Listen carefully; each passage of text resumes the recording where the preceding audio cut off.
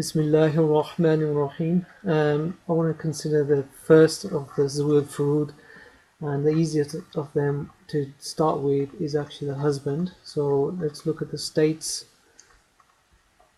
of the husband.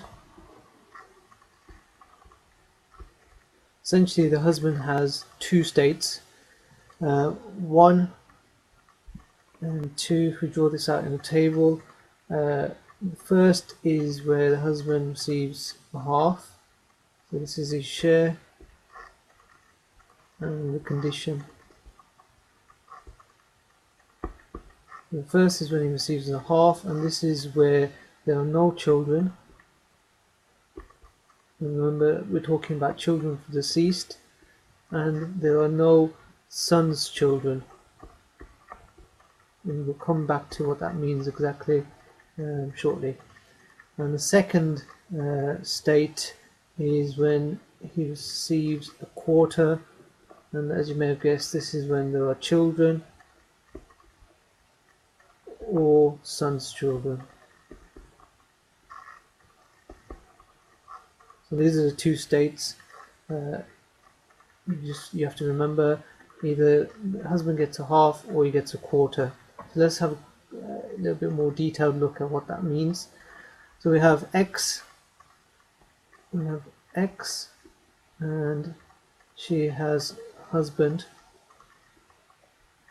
and if there are no children, which is straightforward, X doesn't have any children. Again, it doesn't have to be H's children, it can just be X's children. So X may have been married previously and had children from a previous marriage, provided X has no children, or son's children.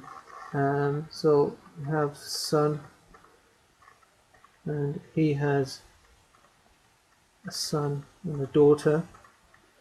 Provided there's none of these, there's no son, there's no son's son, and no son's daughter.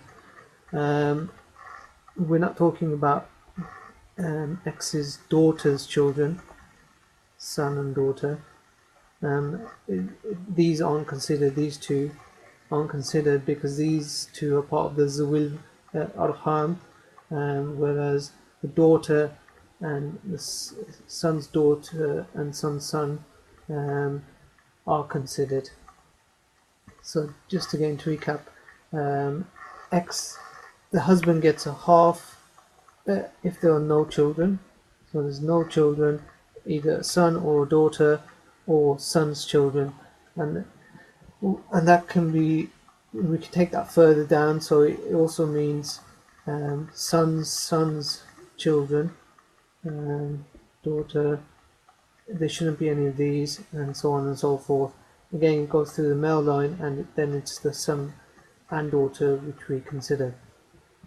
The second option is if X has a husband and she also has either daughter or son or both, or mixture of the two. In this case, the husband gets a quarter.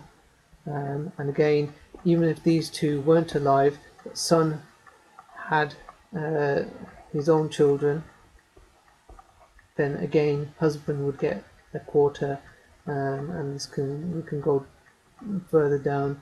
There was no son's son or no son's daughter.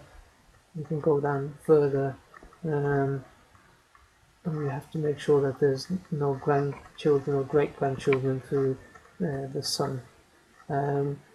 So in this situation, if there is, then if there are children, then the husband gets a quarter. If there are no children, then the husband gets a half. So it's important to remember this, and the main points to remember are that it's not just children, it's also grandchildren through the son and through the male descendants.